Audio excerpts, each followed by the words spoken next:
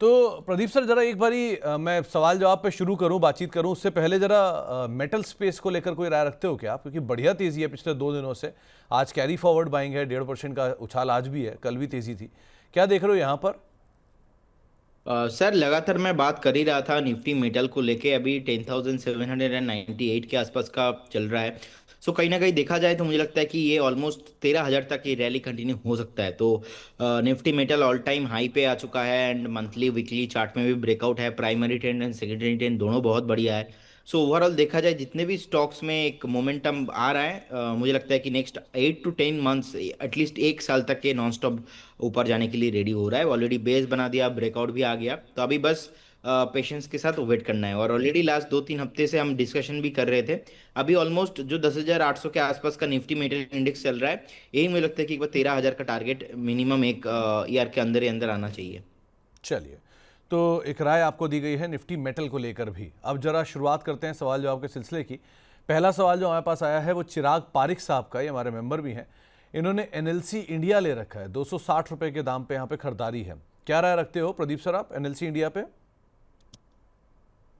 देखिए 262 के आसपास का प्राइस है। एक ट्रिपल टॉप फॉर्मेशन हुआ है और मुझे लगता है कि एक बार 220 ऑन द वे है। तो किसी के पास अगर पोजीशन है तो मेक श्योर एक बार 225 230 आने के लिए रेडी हो रहा है। वहां पे एक बार करेक्शंस के बाद मुझे लगता है कि फिर से स्टॉक भागेगा। तो आपको एक राय दी गई है एनएलसी इंडिया के रेफरेंस में भी। टाटा पावर नागराज साहब के पास है 470 रुपए के दाम पे, और आज पूरा का पूरा पावर स्पेस जो है ज़बरदस्त तेजी में कामकाज कर रहा है। स्विंग ट्रेड के लिए इन्होंने लिया था, करीब करीब 411 भी ये पहुंच गया। इनकी खरीदारी 470 की है, तो अभी तो ये नीचे आ गया है। क्या करना चाहिए इसमें? देखिए टाटा पावर लास्ट अगर हम देखा जाए 3 से 4 महीने का अगर आप रेंज देखेंगे, 405 के ऊपर क्लोजिंग नहीं हो रहा था। तो आज जाके 405 के ऊपर सस्टेन हुआ है। अभी अगर क्लोजिंग आ जाता है तो बहुत बढ़िया तेजी यहाँ पे बन सकता है। और जिस तरीके से हमने देखा अदर्स पावर सेक्टर में एक रैली आया है, लेकिन टाटा पावर में उतना नहीं आया है अभी भी। और टाटा पावर बहुत फंडामेंटली एक बहुत ही बढ़िया कंपनी है। टेक्निकल के आधार पे भी देखा जाए मुझे लगता है कि उनको वेट करना चाहिए। और करेंट जोन से अगर कोई फ्रेश बाय करना चाहता है तो फ्रेश बाय करने का भी सलाह रहेगा। 500 ऑन द वे, 500 बहुत जल्दी आपको आने वाला दिनों में आते हुए दिखाई देंगे। बिल्कुल होल्ड करके जाना है। तो आप फिलहाल बने रहिए, इसमें 500 तक की चाल भी शायद गोइंग फॉरवर्ड आते हुए दिखाई पड़ सकती है। बेहतर है बने रहना, ज़्यादा बेटर सिचुएशन रहेगी अभी के लिहाज से। इसके अलावा एक सवाल आया है इंडसइंड बैंक को लेकर, नीरज सिंह साहब का। 1240 रुपए के दाम पे खरीदारी है, 600 शेयर इनके पास है। इसमें ये बने रहें या निकल जाएं? देखिए इंडसइंड बैंक पे जो डेरिवेटिव का वो जो मामला सामने आया था, उसके बाद ना इंडसइंड बैंक भागा नहीं ठीक से। और ओवरऑल देखा जाए तो अभी भी ट्रेंड उतना पॉजिटिव है नहीं। अब उछाल आ सकता है ऑलमोस्ट 880 900 तक। मैं बोलूँगा 900 के ऊपर सस्टेन करने पे इसके जो प्रॉब्लम था, आई थिंक एक बार मैं इसको पॉजिटिवली देखूंगा। लेकिन उससे पहले बाइंग का मैं सलाह कभी भी इंडसइंड बैंक पे नहीं दिया। जब से डेरिवेटिव का वो मामला सामने आया था उसके बाद से लगातार स्टॉक परफॉर्म नहीं किया। हर एक उछाल में हमने देखा 1-2 हफ्ता भी सस्टेन कर नहीं पाता है और बाद में नीचे आ जाता है कहीं ना कहीं। तो इसलिए जिनके पास पोजीशन है आप बने रहिए विथ स्टॉप लॉस ऑफ 740 आपके लिए स्टॉप लॉस होगा और बने रहने का सलाह होगा।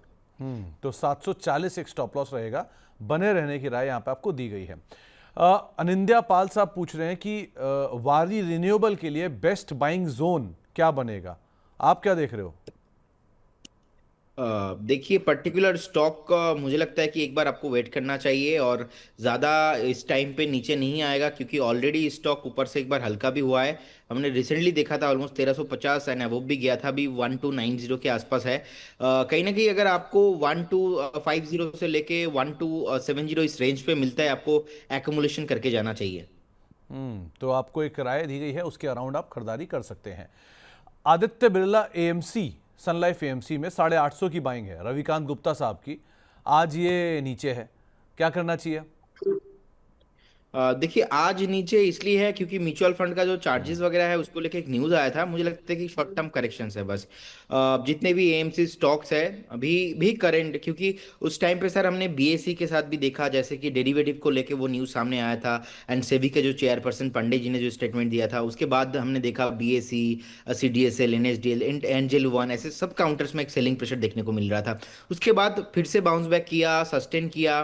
एंड अभी जो एएमसी कंपनीज को लेके न्यूज़ आया है कि क्योंकि इनका मैक्सिमम रेवेन्यू जो आता है वो इनका एक्सपेंस रेशियो से आता है, सो कहीं ना कहीं टेम्पोररी एक सीटबैक है। लेकिन ट्रांसपेरेंसी की अगर मैं बात बोलूंगा तो मुझे लगता है कि इन्वेस्टर्स के पर्सपेक्टिव से देखा जाए तो ये long over the long time और भी ज़्यादा ट्रांसपेरेंट होने वाला है। और लोग अभी भी इंडिया में इन्वेस्टमेंट किए नहीं है, इतना बड़ा ईयूएम है और सालों साल ईयूएम इंक्रीज हो रहा है। तो ये मैं again similar to happen with BSC and CDSL stock के साथ जैसा हुआ था, मुझे लगता है कि यही एएमसी स्टॉक के साथ सेम टू सेम होने वाला है।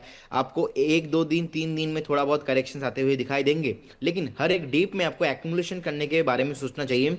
और पर्टिकुलर स्टॉक में मुझे लगता है कि एक बार करेंट जोन से भी 5 to 7% का करेक्शन आना बाकी है, उस करेक्शंस पे आप बाय ऑन डिप करके जाइए। ओके। किरण जी का सवाल आया है कला मंदिर को लेकर। 241 शेयर हैं 222 रुपए के दाम पे। कल बढ़िया मूव पे था और शायद टॉप आउट भी हुआ था, वो दिखाई पड़ा था नंबर्स के बाद। आप क्या राय रखते हो? देखिए, काला मंदिर बेसिकली बढ़िया स्टॉक है, लेकिन जिस तरीके का नीचे आया है अभी एक बार और थोड़ा नीचे आने के लिए रेडी है। कल का टॉप बनाया था ऑलमोस्ट 220 पे, उसके बाद तेजी से एक सेलिंग प्रेशर भी देखने को मिला। मुझे लगता है कि 185 तक एक कैरी फॉरवर्ड होना चाहिए।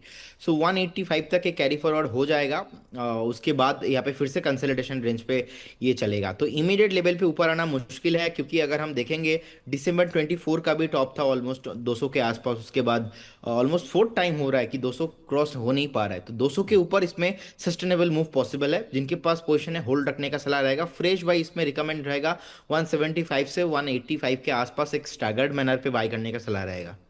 ओके, तो स्टैगर वे में आप खरीदारी करिए, वो ज़्यादा बेटर रहेगा। सूरज जी के पास कैम्स के शेयर हैं। अब ये 1 महीने का नज़रिया रखते हैं, क्या 1 महीने में कोई पुल बैक की उम्मीद लगाई जाए इसमें? देखिए, 1 मंथ के लिए मुझे लगता है कि कोई पुल बैक नहीं पॉसिबल है। मैक्सिमम पॉसिबिलिटीज यही है कि अभी भी ये कंसल्टेशन ही करे। आप देखेंगे ओवरऑल जुलाई 25 में जब ब्रेकडाउन आया था ऑलमोस्ट 4200 4100 के आसपास, उसके बाद कैंप्स चला ही नहीं। तो अभी भी देखा जाए तो ओवरऑल एक कंसल्टेशन नैरो रेंज के अंदर फंसा हुआ है। ये mid term at least 2 quarter 3 quarter तो आपको वेट करना ही है। आप देखेंगे म्यूचुअल फंड का जितने भी डिस्ट्रीब्यूटर्स है, जितने भी डेटा कैंप्स प्रोवाइड कर रहा है आज म्यूचुअल फंड इंडस्ट्री को, तो मैक्सिमम कैंप्स एंड केफिन टेक यही सारे कंपनीज है जो प्रोवाइड करते हैं। तो कैंप्स का बिजनेस मॉडल पे मोनोपोली है। ऐसा नहीं है कि इसका इनका बिजनेस मॉडल कल को ही आएगा कॉपी करके चला जाएगा, तो ऐसा नहीं है। तो फंडामेंटल लेवल पे वैल्यू है, लेकिन टेक्निकल के आधार पे देखा जाए तो मुझे लगता है कि एक बार 3750 3770 के आसपास टच हो सकता है। तब जाके आपको एक्मुलेशन करने के बारे में सोचना चाहिए। जिनके पास है आप बने रहिए, लेकिन अभी नहीं। अभी आप थोड़ा और नीचे आपको देखने को मिलने का हाई पॉसिबिलिटीज है। तो यहाँ पर थोड़ा शायद और नीचे मिलने की पॉसिबिलिटीज़ है, तो आप उसको भी आधार मान के चल सकते हैं। वेदांता के शेयर रीना परमार जी ने 465 रुपये पे लिए हुए हैं और अदानी ग्रीन 1057 रुपये के लिए हुए शॉर्ट टर्म में। क्या एग्जिट करें या बने रहें? अदानी ग्रीन तो आज बढ़िया तेजी में भी है। देखिए, वेदांता अभी मेक और ब्रेक जोन के आसपास आ चुका है। अभी 525 एक रेसिस्टेंस है, और इससे पहले भी हमने 2 बार टॉप बनाते हुए देखा था। 524 525 क्रॉस हो नहीं पाया था, लेकिन इस बार जिस तरीके से ओवरऑल स्पेस चल रहा है मुझे लगता है कि ये ब्रेकआउट आना हाई पॉसिबिलिटीज लग रहा है। और अगर 525 क्रॉस होता है नेक्स्ट आपको 650 तक ये खींच के लेके जाएगा। डेफिनेटली होल्ड करने का सलाह रहेगा। Adani green one of my favourite stock है। रिसेंटली हिंडनबर्ग का जो न्यूज़ था वो वहाँ पे क्लीन चिट भी मिल गया था, तो उसके बाद तो चला नहीं। धीमे धीमे फिर से एक बार कंसोलिडेशन रेंज पे फंस चुका था। लेकिन आज सुबह ही हम डिस्कशन कर रहे थे 1000 के लेवल के आसपास, और हमने देखा उसके बाद लगातार रैली आया। और मैं आज सुबह संदीप जी के साथ ही डिस्कशन कर रहा था कि this is one of the best level buying हो सकता है। इससे ज़्यादा नीचे मैं देखता नहीं हूँ। और अभी भी 1100 के आसपास है। मुझे लगता है कि इसका वैल्यू ऑलमोस्ट 1500 1600 तक आपको देखने को मिल सकता है विद इन 1 ईयर। तो एक राय आपको दी गई है अदानी ग्रीन के रेफरेंस में भी करीब 1100 रुपये आ गया। नए डे हाई के आसपास कामकाज करते हुए 10% की तेज़ी है। ज़बरदस्त तेज़ी यहाँ पे आई है नंबर्स के बाद। इसके अलावा एक सवाल आया है ट्यूब टीआई को लेके। टीआई कौन सा शेयर हुआ? ट्यूब इन्वेस्टमेंट हुआ क्या? इन्होंने टीआई के शेयर खरीद रखे हैं 477। मेरे ख्याल से ये तिलक नगर इंडस्ट्रीज़ की बात कर रहे हैं। तो प्रदीप सर, तिलक नगर इंडस्ट्रीज़ कैसा लग रहा है आपको? देखिए, पर्टिकुलर ये जो प्रोडक्ट बनाता है जो जिस स्पेस में है, मुझे लगता है कि हाई डिमांड पे है, हाई डिमांड जोन पे है। कैसे ऑब्वियसली लगता है जिनके आपको हाई पास डिमांड पे? सर चार्ट पे मुझे ओनली फॉर बढ़िया लगता है। नहीं, चार्ट पे आपको डिमांड कैसे दिख गई? चार्ट पे से सर प्राइस पे डिमांड दिख रहा है। अभी देखिए फेस्टिवल सीजन वगैरह सर चल ही रहा था, और जिस तरीके का चार्ट में भी डिमांड आ रहा है तो कहीं ना कहीं मैं पॉजिटिव हूँ। मुझे लगता है कि आप एक डेढ़ साल वेट करके जाइए, आपको 850 900 एंड अबोव भी दिखेंगे। बहुत बढ़िया काउंटर है, बिल्कुल होल्ड करने का सलाह रहेगा। तो चार्ट पे वॉल्यूम का डिमांड अच्छा दिख रहा है, वो प्रोडक्ट का डिमांड नहीं। प्रोडक्ट का डिमांड सेकेंड हाफ पे आमतौर पे अच्छा होता ही है, तो कोई गलत बात नहीं है इसमें। लेकिन हाँ, आपको राय दी गई है तिलक नगर इंडस्ट्रीज के रेफरेंस में, आप उसके हिसाब से देख सकते हैं। डिक्सन टेक रेणुका जी के पास है 3950 रुपये के दाम पे, काफ़ी पुरानी खरीदारी है। और HDFC AMC है 2100 रुपये के दाम पे। दोनों 4 साल से होल्ड कर रही हैं। अब एग्जिट करें या अभी बने रहें? नहीं, डिक्सन एंड HDFC AMC दोनों बिजनेस पे ही मोनोपोली है, अलग अलग सेगमेंट से है। मुझे लगता है कि डिक्सन और थोड़ा नीचे आपको मिलेगा, आपको 15,000 के आसपास एंड 14,800 भी मिल सकता है, लेकिन आपको होल्ड रखने का सलाह होगा। और H D F C A M C भी आज थोड़ा नीचे है, और मुझे लगता है कि और थोड़ा नीचे आपको मिल सकता है। और इनफैक्ट अब सुबह एक बार जिस तरीके के पुल बैक आ रहा था, लग रहा था कि एक बार ये बाउंस बैक दिखा दे, लेकिन जिस तरीके का ओवरऑल जितने भी सेम स्पेस से स्टॉक्स है, आप सब जगह पे एक जो सेलिंग प्रेशर देखने को मिल रहा है, और थोड़ा आपको सेलिंग प्रेशर कंटिन्यू होकर आपको 4,800 4,700 तक मिल सकता है। लेकिन आप बने रहिए, कुछ भी प्रॉब्लम नहीं, दोनों बिजनेस में ही मैं पॉजिटिव हूँ। तो दोनों बिजनेस में बने रहिए।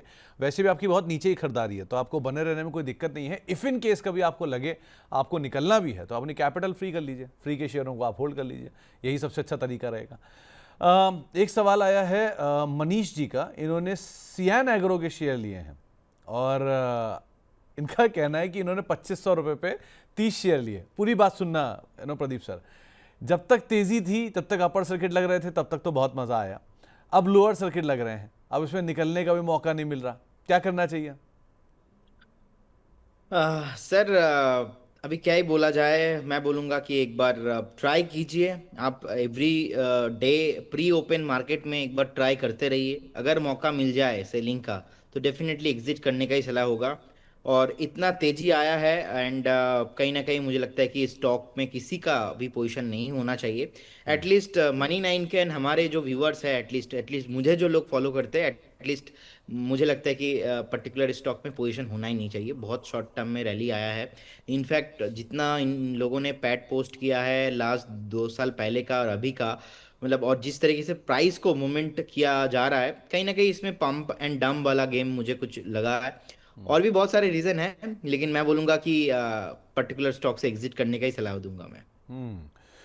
तो आपके लिए राय यही, पहले तो मनीष जी, ऐसे किसी भी शेयर में जहां सिर्फ सर्किट सर्किट सर्किट चल रहा हो, तो शेयर तेजी दिखा रहा हो और बहुचर्चित हो, दूर रहिए। सबसे पहला काम यही करिए।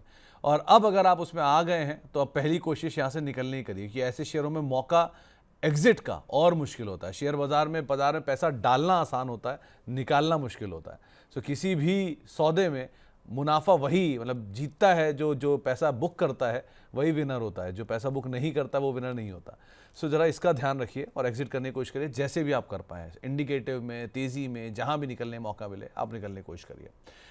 उज्जीवन स्मॉल फाइनेंस बैंक ले रखा है 53 रुपये के दाम पे। अब ये पूछ रहे हैं 60 रुपये कब तक आएगा? देखिए, जो उछाल अभी रिसेंटली आया था, और मुझे लगता है कि 60 रुपीज़ भी एंड अबव भी आपको प्राइस मिलेंगे। अभी एक रेसिस्टेंस है ऑलमोस्ट 56 के आसपास, उसके बाद मुझे लगता है कि 60 आपको देखने को मिलेगा। 58 के आसपास आता है तो मैं एक बार प्रॉफिट बुक करने का सलाह दूंगा, क्योंकि 58 59 के आसपास एक रेसिस्टेंस है, क्योंकि ओवरऑल स्पेस चल रहा है, तो इस उछाल में एग्जिट का प्लान रखना चाहिए। तो स्पेस चल रहा है तो एग्जिट का प्लान कीजिए, वो ज़्यादा बेटर रहेगा। पठान साहब आपके फ़ैन भी हैं, प्रशंसक भी हैं, और पूछ रहे हैं कि डीसीबी बैंक के 152 रुपये पर उन्होंने 1200 शेयर ले रखे हैं, क्या करना चाहिए इसमें? देखिए, रिसेंटली एक टॉप बनाया था ऑलमोस्ट लास्ट, हमने देखा जनवरी में ही, ऑलमोस्ट 163 के आसपास, और आज भी 163.69 का हाई है, जो 163 के ऊपर क्लोजिंग हो नहीं पाया। तो 163 165 एक ऐसा रेंज है, इसके ऊपर क्लोजिंग होना बहुत इंपॉर्टेंट है। मैं बोलूंगा एक बार 145 का स्टॉप लॉस के साथ बने रहिए। कभी भी अगर आपको 180 से लेके 185 के आसपास का भाव मिलता है, तो आपको एग्जिट करने का सलाह रहेगा। तो आपको एक राय दी गई है डीसीबी बैंक के रेफरेंस में, उसको आप अदरवाइज देख सकते हैं। एक सवाल आया है स्वप्निल जी का, जो कि हमारे मेंबर भी हैं। इन्होंने KRBL के शेयर ले रखे हैं 384 रुपए के दाम पे, और विक्रम सोलर के शेयर हैं 350 रुपए के दाम पे। विक्रम सोलर के नंबर्स भी आए थे, नंबर्स तो ठीक थे, लेकिन शेयर में रिएक्शन नहीं आया। सो कैसे देख रहे हो आप KRBL को और विक्रम सोलर को? देखिए अभी 377 के आसपास का प्राइस है KRBL, और मुझे लगता है कि ऑलमोस्ट 345 340 के आसपास का एक सपोर्ट है। और शॉर्ट टर्म में ज़्यादा एक्सपेक्टेशन मैं नहीं कर रहा हूँ। मुझे लगता है कि एटलीस्ट आपको लॉन्ग टर्म थोड़ा वेट करना चाहिए, लेकिन 340 कभी भी ब्रेक करता है तो आपको रहना नहीं चाहिए। Vikram solar new listed company है, आप देखेंगे 326 के आसपास का प्राइस है। रिसेंटली 345 350 तक भी गया था, लेकिन सस्टेन हो नहीं पाया। 3 4 दिन ट्राई अटेम्प्ट किया था 350 को क्रॉस करने का, हो नहीं पाया। तो कहीं ना कहीं आपको यहाँ पे एक स्टॉप लॉस के साथ बने रहना चाहिए। स्टॉप लॉस रहेगा ऑलमोस्ट 312 के आसपास। 312 विल बी और स्टॉप लॉस एंड होल्ड करने का सलाह रहेगा। और सर साइकोलॉजी वही है, IPO हाई के ऊपर सस्टेन नहीं हो रहा है, सो कहीं ना कहीं रहना नहीं है आपको। और आपको पता ही है IPO हाई के ऊपर सस्टेन नहीं होता है तो स्टॉक कितना नीचे गिर सकता है। हमने ऐसे मल्टीपल स्टोरी बताया, मल्टीपल एग्जाम्पल भी दिया है बहुत बार। सो इसीलिए मैं एक बार अभी कंफर्ट फील नहीं कर रहा हूँ करेंट जोन से कुछ भी एकोमुलेशन या तो बाइंग करने का। एक यूनाइटेड स्पिरिट्स को और देखो जरा प्रदीप सर, ये भी डे हाई पर है। यहाँ पर भी डिमांड दिख रहा है क्या चार्ट पे? हाँ सर, डेफिनेटली बढ़िया कंपनी है, और जिस तरीके का पुल बैक यहाँ पे आ रहा है, अच्छा खासा बाइंग वैल्यू जोन पे है। मुझे लगता है कि किसी के पास अगर पोजीशन है, आपको बने रहने का सलाह होगा। बहुत जल्दी आपको 1600 1650 का आसपास का प्राइस मिलेगा, क्योंकि ये स्टॉक अपने मंथली जो सपोर्ट लिया है ऑलमोस्ट ट्रिपल बॉटम फॉर्मेशन हुआ है, और मंथली चार्ट पे भी एक बार मॉर्निंग स्टार फॉर्मेशन हुआ है। तो कहीं ना कहीं ये कैरी फॉरवर्ड होने वाला है, तो बिल्कुल बने रहिए। ओके, ये मतलब डिमांड स्ट्रांग है, चार्ट पर अच्छा दिख रहा है। ये मतलब इसका कोई प्रोडक्ट से लेना देना नहीं है ना? सर मुझे लगता है कि ये क्वेश्चन आपको रचित जी को करना चाहिए था, ही इज द फिर परफेक्ट मैन। रचित रचित को भी मैंने पूछा, वो भी ये बोले कि आपको प्रदीप जी को करना चाहिए, मुझे चार्ट समझ में नहीं आते, इसलिए मैंने पूछा आपको। और मुझे सिर्फ चार्ट समझ में आता है, प्रोडक्ट समझ में नहीं आता। तो ये रचित जी को फिर से आप बोल दीजिएगा कि प्रदीप जी ने उनके ऊपर ये दिया है। चलो, नेक्स्ट टाइम मिलता हूँ तो उनसे पूछता हूँ ऐसा कुछ। अच्छा, एक सवाल आया है आइनॉक्स विंड को लेकर। 149 के दाम पे खरीदारी है आज। पूरा ग्रीन और विंड एनर्जी के सारे शेयर तेजी में दिख रहे हैं इस समय। क्या करना चाहिए यहाँ पे? बिल्कुल बने रहिए। 156 का प्राइस है, मंथली पे ब्रेकआउट आया है रिसेंटली, अच्छा खासा सपोर्ट भी लिया है। एंड जिस तरीके का प्राइस है 2021 के बाद कभी भी अपना जो मंथली चार्ट है उसके एवरेज जो प्राइस है उसके नीचे सस्टेन नहीं हुआ है। मुझे लगता है कि अभी 185 200 जाने के लिए रेडी हो रहा है। होल्ड करने का सलाह रहेगा। फ्रेश बाई भी आप करके जा सकते हो। इस केस में स्टॉप लॉस होगा 131। 131 का एक स्टॉप लॉस मेंटेन करिए और बने रहिए इसके अंदर। आज अच्छी तेजी के अंदर पूरा स्पेस कामकाज कर रहा है, सो आप कैरी कर सकते हैं अपनी पोजीशंस को। सुभजीत रॉय साहब हमारे मेंबर भी हैं। इनके पास टाटा पावर है, लेकिन 140 रुपए के दाम पर है और बढ़िया क्वांटिटी है, लॉन्ग टर्म के लिए है। तो अब ये पूछ रहे हैं कि आप प्रॉफिट बुक करें? सर मुझे लगता है कि टाटा पावर इतना दिन के बाद अभी चलने लगा है। इनफैक्ट मुझे तो इतना बार याद है, लास्ट 4 5 महीने में मैंने हर बार बताया था कि 404 405 की सस्टेन करने दीजिए। अब कोई भी स्टॉक इतने दिन के बाद अगर रैली होता है, और कहीं ना कहीं देखेंगे आप Suzlon, Tata power, Adani power, Godavari power, entire power segment पे एक रैली अभी बस इनिशियली आया है। सो ये जो इनिशियली आया है इट विल कंटिन्यू होने वाला है नेक्स्ट मंथ पे भी, इस मंथ पे भी। तो मुझे लगता है कहीं ना कहीं 500 एंड एबव जाने के लिए रेडी है। और आपका बाइंग जोन भी बहुत बढ़िया है, तो आपको बेचना नहीं है। फंडामेंटल भी अच्छा है, टेक्निकल भी सपोर्टिव है। थोड़ा धीमे चलता है Tata Power compare to other stock, लेकिन अब जिस तरीके का 400 के ऊपर सस्टेन करने लगा है, अगर 1 2 दिन का क्लोजिंग कंफर्मेशन आता है तो इसमें मल्टीपल रिपोर्ट्स आपको आते हुए दिखेंगे ब्रोकिंग हाउस से। अब उस रिपोर्ट के आधार पे एंड ऑब्वियसली फंडामेंटल भी स्ट्रांग है, मुझे लगता है कि 500 एंड 550 भी ऑन द वे है। बिल्कुल बने रहिए। अभी के लिए तो मैं 500 का टारगेट दे रहा हूँ शॉर्ट टर्म के लिए ही। जैसे ही 500 आएगा मैं भी मेरा टारगेट को रिवाइज करूंगा उस टाइम पे 550 600 के लिए। तो डेफिनेटली जिस तरीके से प्राइस है, बने रहिए। बहुत टाइम बाद ही 400 के ऊपर सस्टेन हो रहा है। तो बहुत टाइम बाद ये 400 के ऊपर सस्टेन होना शुरू हुआ है। आप फिलहाल तो बने रहिए, यही आपको एक राय दी गई है इस स्टॉक को लेकर। वैसे भी क्वालिटी स्टॉक है और पहले भी कई बार ही इस पे प्रदीप सर से बातचीत हुई, उन्होंने हर बार इसमें तेज़ी की ही बात की। तो आप बने रहिए, कोई ऐसी दिक्कत नहीं है। अशोक लेलैंड, राहुल भाई पूछ रहे हैं कि क्या इसमें नई एंट्री करनी चाहिए, आप कैसे देख रहे हो? देखिए सेम स्पेस पे और बहुत अलग अलग स्टॉक भागा है, लेकिन अशोक लेलैंड उतना भागा नहीं है। 128 130 के अबव ब्रेकआउट भी आया था, एंड रिसेंटली मुझे लगता है कि ये 185 190 तक जाने के लिए रेडी हो रहा है। बिल्कुल बने रहने का सलाह होगा, विथ स्टॉप लॉस ऑफ 120 पे एक स्टॉप लॉस मेंटेन कीजिए, बने रहिए। और वीकली चार्ट में भी ब्रेकआउट है, मंथली चार्ट पे भी ब्रेकआउट है। तो वीकली और मंथली चार्ट पे ब्रेकआउट है, और बने रहना ज़्यादा बेटर है। निष्ठा श्रीवास्तव जी ने भी वो टाटा पावर को लेकर एक सवाल आपसे फिर पूछा है कि क्या जो बैरियर है वो इस बारी टाटा पावर पार कर लेगा। हाई पॉसिबिलिटीज है, क्योंकि क्या होता है जब कोई एक पावर सेक्टर में स्टॉक, कोई भी एक स्टॉक कोई भी एक सेक्टर से भागता है तो उसके पीछे पीछे सारा चलता है। और टाटा पावर के साथ स्पेशल थिंग यही है कि बहुत टाइम से नहीं चल रहा था, क्योंकि बीच में टाटा ग्रुप को लेके भी कुछ कंट्रोवर्सिया सामने आ रहा था, और कहीं ना कहीं टाटा पावर धीमे चल रहा था। तो 375 380 बहुत टाइम स्पेंड किया। इस बार 400 पार जैसे ही हुआ है, मुझे लगता है कि 500 ऑन द वे, बहुत जल्दी आपको 500 साढ़े 500 आते हुए दिखाई देंगे। होल्ड करना समझदारी हो।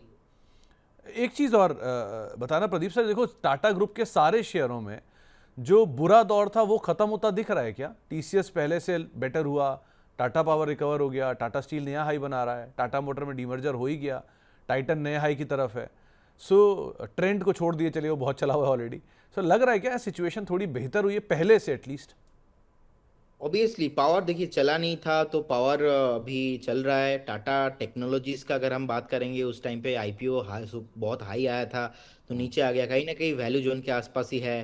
टाटा मोटर्स डीमर्जर हो गया, सो कहीं ना कहीं वैल्यू तो है इसमें। टीसीएस आईटी परफॉर्म नहीं कर रहा था, ऑलरेडी टीसीएस मुझे लगता है कि एक बेस बन चुका है, इससे ज़्यादा नीचे आपको नहीं दिखाई देंगे। और फंडामेंटली जितना वैल्यू है, इमीडिएट लेवल पे भी लगता है, इमीडिएट लेवल पे भी लगता है। अब वो बात अलग है कि वो सेक्टर नहीं चलता है, अब सेक्टर 2 दिन चलने के बाद एक दिन फिर से प्रॉफिट बुकिंग आता है।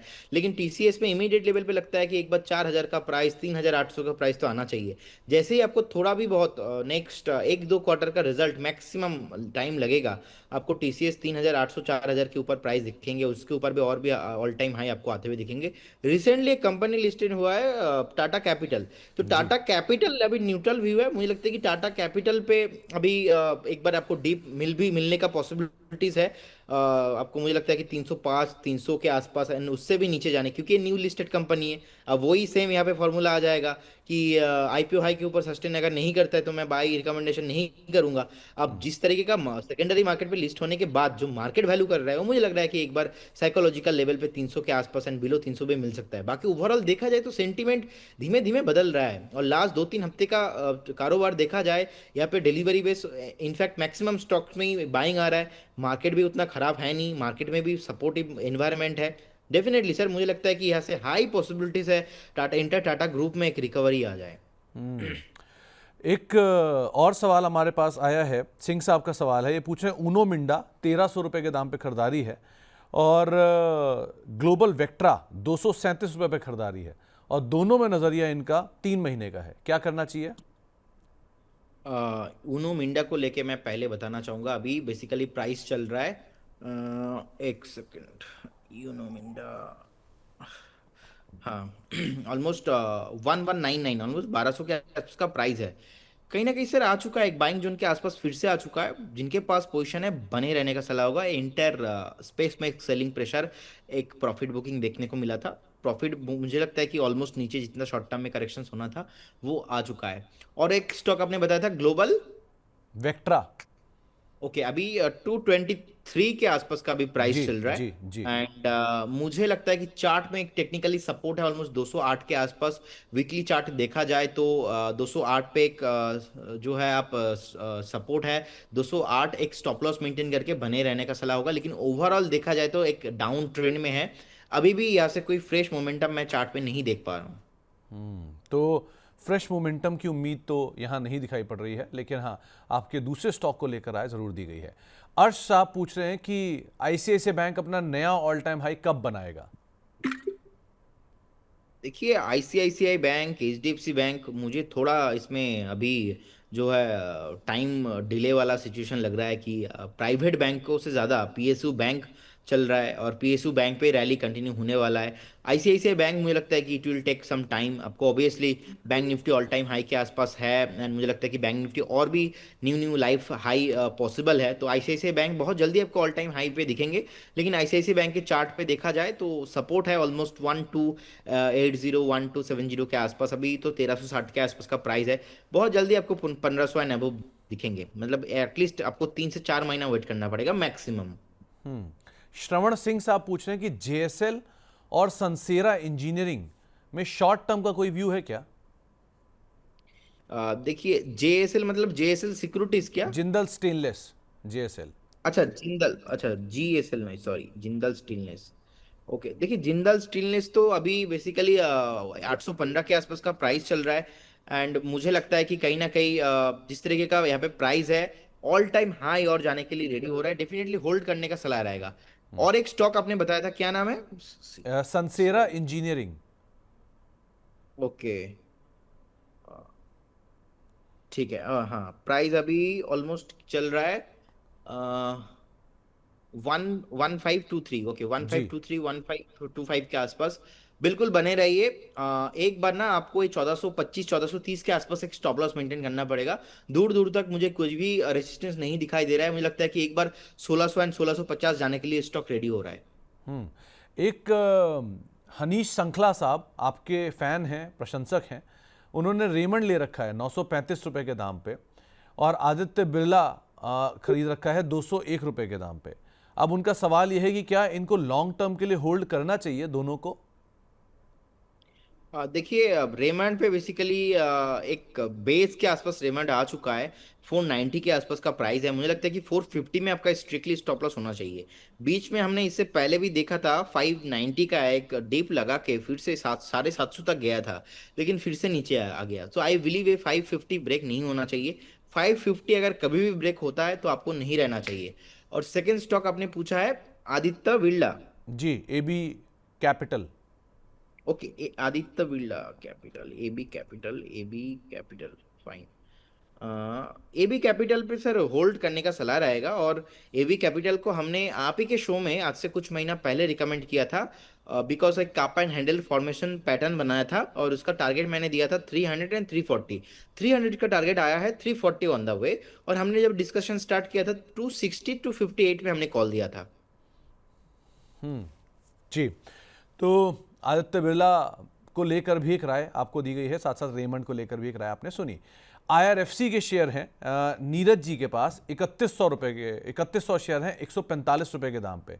अब वो पूछ रहे हैं कि इसको एवरेज करें या होल्ड करें? देखिए अभी तो होल्ड करने का सलाह रहेगा, एवरेज करने का सलाह नहीं रहेगा, क्योंकि स्टॉक अभी भी नहीं चल रहा है और अभी चलना भी नहीं चाहिए। बहुत टाइम से नहीं चल रहा है। मुझे लगता है कि बजट से पहले पहले अगर एक बार हो सकता है कि दिसंबर लास्ट वीक में, जनवरी फर्स्ट वीक में एक बार मूव आ जाए। लेकिन अभी अगर आप वेट कर रहे हो तो with A stop loss of 107 108 के आसपास मेंटेन कीजिए और बने रहिए। एवरेज करने का भी जरूरत नहीं है। अब जितना क्वांटिटी आपके पास है होल्ड करने का सलाह रहेगा। तो एक आपको राय दी गई है, खास तौर से आप आईआरएफसी के अंदर क्या कर सकते हैं। एनएफएल के शेयर जयशिव साहब के पास है 97 रुपए पर, और फर्टिलाइजर एंड केमिकल ट्रेवनकोर के शेयर है 990 रुपए के दाम पर। इन्होंने ये सवाल कल भी पूछा था, क्या करना चाहिए इन दोनों में? एनएफएल अभी बेसिकली 95.50 के आसपास चल रहा है। एंड मुझे लगता है कि जिनके पास पोजीशन है होल्ड करने का सलाह रहेगा। एंड 105 106 के आसपास का एक रेसिस्टेंस निकल के आ रहा है। वहाँ तक तो जाना चाहिए, लेकिन उससे उस एक्चुअल मूवमेंट जो स्टार्ट होगा 106 106 के ऊपर होगा। 106 के ऊपर अगर सस्टेन हो जाता है तो आपको ऑल टाइम हाई 150 आता हुआ दिखाई देंगे। और okay, second fact. Stock, second stock 912 के आसपास का सर अभी प्राइस चल रहा है। कहीं ना कहीं चार्ट में बहुत ही शानदार एक जो है बॉटम फॉर्मेशन हुआ है। मुझे लगता है कि ये 985 एंड 1000 के ऊपर जाने के लिए रेडी हो रहा है शॉर्ट टर्म में। और भी 1000 के ऊपर सस्टेन करने पे आपको मुझे लगता है कि 1250 1300 का भी प्राइस आना चाहिए। फंडामेंटली बहुत बढ़िया कंपनी है। तो फंडामेंटली अच्छी है, लेकिन आपको जो राय टेक्निकली दी गई है आप उसके हिसाब से भी फॉलो कर सकते हैं। टीडी पावर में ब्रेकआउट आया है, ऐसा शानू जी का कहना है। आपको भी दिख रहा है क्या? TD power, okay. देखिए टीडी पावर तो अभी ऑलमोस्ट 677 के आसपास का प्राइस है। ब्रेकआउट तो आया है, लेकिन ब्रेकआउट के बाद बहुत भाग चुका है। अगर आप थोड़ा इसमें मंथली चार्ट देखेंगे, कम टाइम में इतना स्टॉक इंक्रीज हो चुका है, तो इसीलिए मैं बोलूंगा आपको, अभी तो मोमेंटम में दिख रहा है। रिसेंटली मैंने टीडी पावर का कॉल भी दिया था, तो कहीं ना कहीं ये जो मोमेंटम है, हो सकता है कि एक बार आपको 695 700 तक दिखा दे, लेकिन इसी मोमेंटम में आपको तो एक बार निकलना भी है। लेकिन क्योंकि टीडी पावर का जो नेचर है, बीच बीच में प्रॉफिट बुकिंग आता रहता है, तो अभी बहुत महंगा हो चुका है, लेना नहीं है। जिनके पास है, आप 700 तक वेट कीजिए, 695 तक वेट कीजिए, एक बार देख के आपको प्रॉफिट बुक करने का भी सलाह रहेगा शॉर्ट टाइम के लिए। तो आप एक बार देख कर ही कॉल लीजिएगा, ये ज़्यादा बेटर रहेगा। वैसे भी एक बढ़िया तेज़ी दिखा रहा है, 17.5% के अराउंड एक महीने में चल भी चुका है। सेजिलिटी इंडिया 50 रुपये पहुंच गया है। ये पटेल राजू साहब पूछ रहे हैं कि इसमें कोई स्टॉप लॉस या टारगेट आप बता सकते हैं क्या? देखिए, अभी तो 50 के आसपास का प्राइस है। मुझे लगता है कि जो स्टॉप लॉस होना चाहिए ऑलमोस्ट 42.50 के आसपास मेंटेन कीजिए। एंड क्योंकि जो रेसिस्टेंस निकल के आ रहा है ऑलमोस्ट 54 55 के ऊपर, तो 55 के आसपास, तो अगर किसी को बाई करना है फ्रेश 55 के आसपास, मुझे लगता है कि ये पहले जाना चाहिए। उसके बाद ही हमें मैं बाई करने के बारे में एक बार रिव्यू करूंगा, सोचूंगा, उससे पहले नहीं। तो अभी के लिए स्टॉप लॉस 42.50 एंड बने रहिए। फ्रेश पोजीशन किसी को कुछ नहीं करना है। 55 अबव होता है, वीकली क्लोजिंग मिलता है, then you should buy. Okay, तो आपको एक 55 के ऊपर क्लोजिंग मिले तो ज़्यादा बेटर सिचुएशन बनते हुए दिखाई पड़ेगी। अ, अक्षय आचार्य साहब हमारे एक मेंबर हैं, उनका एक सवाल आया है टाटा टेक को लेकर। इन्होंने 737 रुपये के दाम पे खरीदारी कर रखी है और पीएनबी के शेयर हैं 130 रुपये के दाम पे। और ऑब्वियसली कोलकाता कनेक्शन एसबीआई, यहाँ पर भी खरीदारी है 780 रुपये के दाम पे। क्या करें इन तीनों में? देखिए, पीएसयू में एक रैली आ रहा है, तो पीएनबी को होल्ड करने का सलाह रहेगा, and state bank of India SBI को भी होल्ड करने का सलाह रहेगा। मुझे एसबीआई 1150 1100 मुझे लगता है कि बहुत जल्दी आने वाला दिनों में आते हुए दिखाई देंगे। पीएसयू बैंक पे मैं एक पॉजिटिव व्यू लेके चल रहा हूँ next over at least minimum 8 to 10 months. मुझे लगता है कि आपका पंजाब नेशनल बैंक जो 130 पे अपने बाई किया, वो भी प्राइस आपको मिलेंगे। उसके ऊपर आपको एटलीस्ट बेच के आना है 165 170 के आसपास, उससे पहले तो नहीं है। और स्टार्टिंग में आपने और एक कंपनी बताया था, वो है basically Tata Tech, six G. Ninety nine के आसपास का प्राइस है। अब देखा जाए तो इसमें आईपीओ के बाद लगातार नीचे आ रहा है, और अभी भी अगर हम बॉटम टू टॉप कैलकुलेट करके देखेंगे, तो एक बेस बन चुका है ऑलरेडी। 625 630 पे मुझे लगता है कि एक स्ट्रॉन्ग बेस है। अभी जिनके पास है, होल्ड रखने का सलाह होगा, अब बने रहिए। आपको 750 जैसे ही क्रॉस करेगा, फिर से आपको ये 1100 1150 आते हुए दिखेंगे। तो अभी तो फिलहाल बने रहने का सलाह होगा इसमें। तो फिलहाल बने रहने की राय आपको दी गई है। टाटा टेक को लेकर भी, एसबीआई को लेकर भी, पीएनबी को लेकर भी एक राय आपको बताई है प्रदीप सर ने, आप उसको अकॉर्डिंगली फॉलो कर सकते हैं।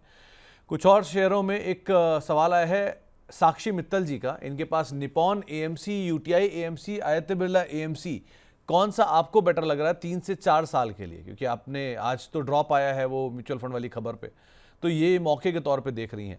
अगर किसी को पिक करना हो तो कौन सा पिक करेंगे आप? देखिए, मुझे लगता है कि तीनों एएमसी बहुत बढ़िया है। अब तीनों एएमसी के पास ही इतना ज़्यादा एयूएम है कि नेगेटिव व्यू इस बिजनेस में एक्चुअल में नहीं है। टेक्निकल के आधार पे मुझे Nippon life India asset management ये थोड़ा ज़्यादा बढ़िया लगता है।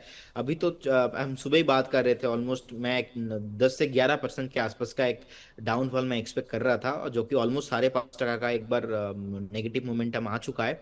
मुझे लगता है कि अभी भी 5 to 6% नीचे आने का हाई पॉसिबिलिटीज है। अभी कुछ नहीं करना, करेंट जोन से अगर 855 से 5% नीचे आता है, देन मैं स्टैगर मैनर पे बाई करना स्टार्ट करूंगा, with horizon of minimum 2 to 5 years। वो ये धंधे में दम है एक्चुअल में। तो एक न्यूज के लिए आपको मुझे लगता है कि ये इफेक्ट नहीं करेगा।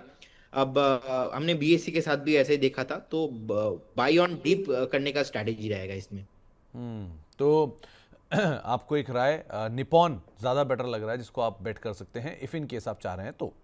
सुबोध कुमार पूछ रहे हैं कि इटर्नल इन्होंने लिया हुआ है 335 रुपये के दाम पे, अब क्या करना चाहिए इसमें?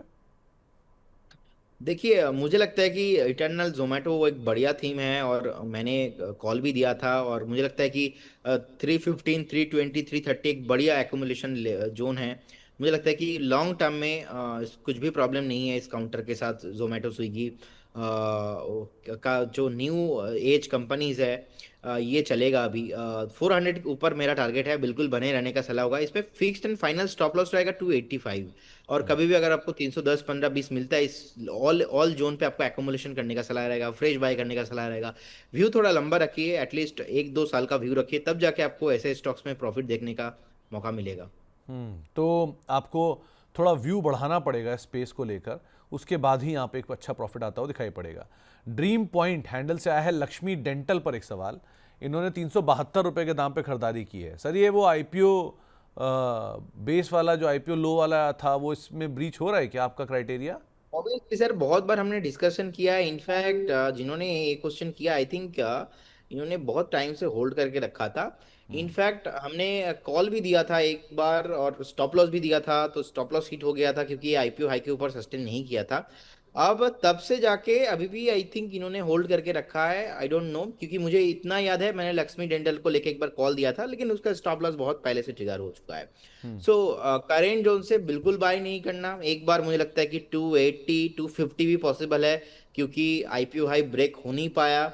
और कभी भी अगर आईपीओ हाई ब्रेक नहीं होता है, कितना नीचे जाएगा, अब मार्केट में क्या होता है, जैसे कि अभी लेंस कार्ट को लेके बातचीत हो रहा है। अब वैल्यूएशन इतना महंगा है, फाउंडर बात कर रहे हैं कि नहीं, वैल्यूएशंस तो मैं देख रहा था अलग अलग उनका स्टेटमेंट, कि खुद बोल रहे हैं कि शार्क टैंक जहाँ पे होता है वो सोनी टीवी में, वहाँ पे वैल्यूएशंस को लेके इतना कंसर्न होता है। अब खुद का आईपीओ आ रहा है कि यहाँ पे बोल रहा है वैल्यूएशंस तो जो मार्केट सेट कर रहा है। तो लक्ष्मी डेंटल और जितने भी न्यू कंपनीज है वो तो मैं बातों बातों में बोल गया। सो अभी लक्ष्मी डेंटल जैसे जितने भी न्यू कंपनी है, आईपीओ हाई के ऊपर अगर सस्टेन नहीं करता है, सो कहीं ना कहीं देखा जाए तो इसमें आपको रहना नहीं चाहिए साइकोलॉजिकल लेवल पे। अगर आप जबरदस्ती रहते हो, इसमें नुकसान आप ही का होगा। तो ये लेंस कार्ड से याद आया, ये ग्लासेस यहीं वहीं से लिए हैं क्या प्रदीप जी? सर प्रोडक्ट तो देखो लेंस कार्ट का अच्छा लगता है मुझे, ग्लासेस वही से ही मैंने लिया है और हर हर बार लेता भी हूँ। लेकिन स्टॉक अभी ज्यादा ओवर वैल्यूएशंस में मुझे लगता है कि लिस्टिंग होने वाला है। ऑलमोस्ट 70,000 करोड़ के आसपास का market cap and everything, valuation बहुत महंगा है। चलो सर, वो वैसे भी हमेशा दूसरे की जो चीज़ होती है वो बुरी लगती है, अपनी चीज़ हमेशा अच्छी लगती है। सो वैसी कुछ सिचुएशन है कि दूसरा प्रोडक्ट लेके आया तो एक का मल्टीपल भी महंगा है, आज 11 का मल्टीपल भी, मतलब 11 टाइम्स पर भी लेकर आ रहे हैं तो भी इन्हें सस्ता ही दिख रहा है। आप देखेंगे एनीवे, लेंस कार्ट का जो प्राइस टू सेल्स है ऑलमोस्ट 8.1x टाइम्स है, एंड प्राइस टू एबिटा जो है 53x पे है। पी 200 के ऊपर है। हाँ, तो दो कहीं सौ ना कहीं तिहत्तर देखा जाए, हाँ, तो अगर हम ग्लोबल जितने भी कंपनीज है अगर उसके साथ भी कंपेयर करके देखेंगे तो बहुत महंगा है। सो कहीं ना कहीं ये आईपीओ के बाद और एक हाईली पॉसिबिलिटीज है, लाइक पेटीएम जैसा भी हो सकता है। नहीं तो एक बढ़िया चीज़ किसी दोस्त ने मुझे बताई थी कि इससे एक अच्छा आइडिया आया कि टाइटन में से जो आई वेयर बिजनेस है उसको डीमर्ज कर दो और किसी लेंस कार्ड के आदमी को ही बोलो वही चला ले। उससे अपने आप ही कंपनी का धंधा वैसे ही हो जाएगा जैसे लेंस कार्ड का है। तो वो ज़्यादा प्रॉफिट मेकिंग कंपनी है, उसको बेचारा कोई पूछ नहीं रहा है जो उसके अंदर बैठा हुआ है, और इसको दुनिया पूछने में लगी है। सो ठीक है, बाजार है, अपने अपने हिसाब से बता ही देगा आगे चल के क्या करना है। एनीवेज, एक सवाल आया है पृथा देवनाथ जी का। ये गोदावरी पावर पूछ रही हैं। इन्होंने 285 रुपए के दाम पर खरीदारी की थी। शॉर्ट टर्म का इनका नजरिया है, क्या करना चाहिए इसमें? गोदावरी पावर हमने बहुत बार, मतलब मनी नाइन के शो पे मैंने कॉल दिया है ऑलमोस्ट 240-250 से, और मेरा टारगेट ही वही था। आज तो न्यू ऑल टाइम हाई भी लगाया है गोदावरी पावर ने। एंड 265 में भी हमने कॉल दिया था, उसके बाद थोड़ा बहुत फिर से 250 के आसपास का एक कंसल्टेशन किया। आज न्यू एक हाई लगाया, बने रहिए 300 का टारगेट, उसके बाद 340, 350 ऑन द वे। अब मैंने जब कॉल दिया था आज से 1.5 महीना 2 महीना पहले, 1.5-2 महीने में 240 से 285, 287 आया है। अब यहाँ से भी 1.5-2 महीना 3 महीना लगेगा 350। हो सकता है कि 4-5 महीना भी लग जाए 350 आने में। आदित्य बिरला कैपिटल का मैंने सेम सिमिलर पैटर्न के साथ मैंने कॉल दिया था आज से 3 महीना पहले। अब हो गया 260 से 300 के ऊपर हो गया। सो ऐसे ही होता है कि टाइम स्टॉक ऊपर आ जाता है, अगर पैटर्न ब्रेकआउट आता है, अगर आप स्टॉप लॉस भी फॉलो करते हो तो टारगेट आ जाता है, लेकिन पेशेंस लोगों के पास होता नहीं है। अभी आपका बाइंग थोड़ा आज हाई हो गया है 285, थोड़ा तो आज मतलब आज ही का आई थिंक आपका बाइंग है तो थोड़ा महंगा हो गया है। सो मुझे लगता है कि आपका व्यू होना चाहिए एटलीस्ट 3 मंथ, तो फिर आपको जाके 325, 330 इजीली मिलेंगे। देन यू शुड एक बार एग्जिट करना, प्रॉफिट बुक करना चाहिए उस टाइम। आप एक बार रिव्यू कर लीजिए उस टाइम पे। सचिन जी पूछ रहे हैं कि अदानी ग्रीन एनर्जी में ब्रेकआउट आ गया, आपको भी दिख रहा है क्या? अदानी ग्रीन एनर्जी के देखिए, अदानी ग्रीन एनर्जी, बिल्कुल अदानी ग्रीन एनर्जी भागेगा। अभी देखिए इंटर अदानी ग्रीन पे ना एक रैली, इंटर अदानी ग्रुप में एक रैली आ रहा है। अदानी ग्रीन एनर्जी कुछ भी प्रॉब्लम नहीं सर, बने रहने का सलाह होगा मेरे को। तो यहाँ पे ऑलमोस्ट 1550 1600 का टारगेट बहुत जल्दी आपको शॉर्ट टाइम में आते हुए दिखाई देंगे। लेकिन वही है, उस दिन आपको लेना नहीं है जिस दिन अदानी ग्रुप इंक्रीज होगा ज्यादा। और मैं पहले भी इंडियन बार का जो क्लियरेंस आया था उस दिन भी मैंने बताया था, अदानी मीन्स वॉलेटिलिटी। लोगों का गलती वही कर देते हैं कि आज ऊपर आया है चलो बाय कर लेते, अदानी के साथ एक कॉन्सेप्ट नहीं चलता। अब आज से एक हफ्ता पहले, 2 हफ्ता पहले कहा थे, तो मुझे लगता है कि वो दिन परफेक्ट था। आज जैसे कि 2 हफ्ता पहले भी मैं डिस्कशन कर रहा था। सो कहीं ना कहीं मुझे लगता है कि अभी भी देखा जाए तो अदानी ग्रुप में रैली आना पॉसिबल है। अदानी ग्रीन में तो इजीली मुझे लगता है कि अगर आप एक साल वेट करोगे आपको मिनिमम 1600 1700 का प्राइस मिलना चाहिए चाहिए। प्रॉफिटेबल धंधा है, बिजनेस है, ग्रीन थीम एक न्यू थीम है, चलेगा सर। मुझे लगता है कि जिनके पास पोजीशन है बने रहना चाहिए। अब फेस बाय आज करके जाएंगे तो थोड़ा रिस्की है, और अदानी में अगर आप रिस्क लेते हो तो भी आपको उतना रिटर्न मिलेगा। तो देखिए क्या करना है। लेकिन मैं कंफर्ट फील नहीं करता जिस दिन ये 10-11% चलता है। मैं कंफर्ट फील करता हूँ जिस दिन ये नहीं चलता है उस दिन मैं ले लूंगा, जिस दिन थोड़ा नीचे आता है उस दिन मैं धीमे धीमे स्टैगर्ड मैनर पे बाय करूंगा। देखो प्रदीप सर, ये चमत्कार को सत्कार भारतीय बाजार में हमेशा हुआ है। जब जब किसी चीज़ में तेज़ी आएगी सबको वही चाहिए होगा, जब जब उस चीज़ में मंदी होगी कोई नहीं लेगा उसे, हाथ भी नहीं लगाएगा। जबकि होता उलट है, करना उलट होता है, लेकिन करता आदमी वही है जो तेज़ी के साथ चल देते हैं। सो आज अदानी ग्रीन में तेज़ी है तो आज अदानी अदानी ही होगा खाली। कल वापस नीचे आ जाएगा तो कोई से पूछेगा नहीं। सो ये पार्ट एंड पार्सल है, सालों से देख रहे हैं, आगे भी देखते रहेंगे, तो ये चलता रहेगा, इसको छोड़ दीजिए। जेएसडब्ल्यू इंफ्रा नई एंट्री के लिए लेवल पूछ रही है प्राशी जी, क्या करना चाहिए? JSW इंफ्रा अभी का प्राइस है ऑलमोस्ट 296 के आसपास। एंड मुझे लगता है कि एक बेस जोन है और फंडामेंटली वैल्यूड है। इनफैक्ट कंपनी को सर आप ही के साथ हमने डिस्कशन किया था, ऑलमोस्ट 330 325 या तो 335 के जोन पे, वहां से ऑलमोस्ट 35 पॉइंट नीचे आया है। बट मैं अभी भी नेगेटिव व्यू इसलिए नहीं हो पा रहा हूँ क्योंकि मार्केट गिरा था, तो इस वजह से थोड़ा बहुत नीचे आ चुका है। ऐसा हमने बहुत स्टॉक डिस्कशन किया है। इनफैक्ट मैं ऐसे कुछ सिलेक्टिव स्टॉक है जो मनी नाइन के मंच पे मैंने बताया है, मॉस चीप, उसके बाद मूवी क्विक में प्रॉफिट हुआ, अलग अलग स्टॉक में 2-3 स्टॉक बीच में ऐसा भी है जो परफॉर्म नहीं किया। एक है JSW इंफ्रा, सेकंड है पारादीप फॉस्फेट। ये दोनों स्टॉक अभी चला नहीं, लेकिन दोनों का ही फंडामेंटल मुझे बढ़िया लगता है, सपोर्ट के आसपास है। आपको धीमे धीमे बेस बनाता हुआ दिखेंगे, उसके बाद फिर से चलेगा। होता है कभी कभी 10-12 स्टॉक्स में से दो एक स्टॉक चलता नहीं है, और मैं दोनों को ही प्राउडली बताता हूँ। तो इसमें कुछ ऐसा नहीं है कि अपना स्टॉप लॉस हिट होगा हम बताएंगे नहीं, मेरा तो ऐसा कभी ओपिनियन भी नहीं है। पारादीप फॉस्फेट पे आप ही के शो में मैंने कॉल दिया था 188 190 के जोन पे, मेरा स्टॉप लॉस है 166 165 में, एक स्ट्रॉन्ग सपोर्ट है जो कि नीचे नहीं आया और सपोर्ट ले रहा है 172 175 के आसपास। तो मुझे लग रहा है कि ये पर्टिकुलर जोन से अगेन बाउंस बैक करेगा। और JSW इंफ्रा भी मुझे लगता है कि हाई पॉसिबिलिटीज है 350 एंड अबव जाने के लिए। अभी बेस टाइम है, अभी लेने का टाइम है। जो अभी सर सुमित सर आप जो बात कर रहे थे ना कि सर आज तो पूरा दिन अदानी ग्रीन होगा, तो पूरा अदानी ग्रुप को लेके बातचीत होगा। सो सर हाँ, अब ऐसे स्टॉक्स पे देखिए अभी बात नहीं होगा क्योंकि ये नीचे आया है। तो मुझे लगता है कि साइकोलॉजी ऐसे ही आपके साथ मैं जानना चाहूंगा उल्टा होना चाहिए। लेकिन बार बार लोग गलतियां वही कर रहे हैं। मैं ब्रेकआउट स्टॉक ढूंढता हूँ, लेकिन कुछ स्टॉक स्पेसिफिक मैटर में। बाकी वो टाइम के साथ साथ मैं मेरे स्ट्रैटेजी को बदलता रहता हूँ। जैसे कि हमारे जितने भी कस्टमर्स हैं ना, हमने सब लोगों को एक्स्ट्रा 3 महीने 4 महीने का एक्सटेंशन दे दिया। और हमने सबको बता दिया कॉल फ्रिक्वेंसी भाई साहब थोड़ा कम रहेंगे, लेकिन क्वालिटी कॉल्स आएंगे। क्योंकि अभी जो मार्केट का मूव है, इस मूव के साथ अगर किसी को पैसा बनाना है, जो स्टॉक ऊपर भाग चुका है उसमें हम नहीं लेंगे। जो भागने के बाद एक रिटेस्टमेंट में भी आया है, ऐसे स्टॉक को सिलेक्ट करेंगे। तो एटलीस्ट आप पैसा बना पाओगे कि नहीं, आपका पैसा खोने का चांसेस थोड़ा कम रहता है जी। तो जरा एक बारी प्रदीप सर, नवकार कॉप भी देखना, क्योंकि वो भी जेएसडब्ल्यू ग्रुप की ही कंपनी है, जेएसडब्ल्यू इंफ्रा की ही आम है, वो भी इसी तरह शांत बैठी है, वहाँ क्या करें? सर कंसोलिडेशन रेंज पे है, और अभी भी मुझे लगता है कि एक बार ये रेंज से अगर जब तक ये ब्रेकआउट नहीं आएगा ना, तब आपको इसमें रैली नहीं आएगा। अभी मुझे लगता है कि अगर किसी को लेना है तो एक बार आप वेट करके जाइए। अब इसके साथ JSW इंफ्रा का थोड़ा डिफरेंस मैं फंडामेंटल लेवल पे देखता हूँ। ज़्यादा JSW इंफ्रा को मुझे पसंद है, लेकिन स्टॉक मुझे लगता है कि अगेन और भी मिनिमम 3 से 4 हफ्ता हो सकता है कि और 1.5 महीना भी एक बार यहाँ पे करेंट जोन से कंसोलिडेशन करे। तो कंसोलिडेशन से थोड़ा निकलने के लिए मैं एक बार वेट करूंगा स्टॉक। तो कंसोलिडेशन से निकलने के लिए थोड़ा वेट करिए, उसके बाद आप नज़र रखिएगा। लेकिन हाँ, जेएसडब्ल्यू इंफ्रा को लेकर एक राय आपको दी गई है। अदानी टोटाल पे भी एक सवाल आया है, यहाँ क्या करना चाहिए?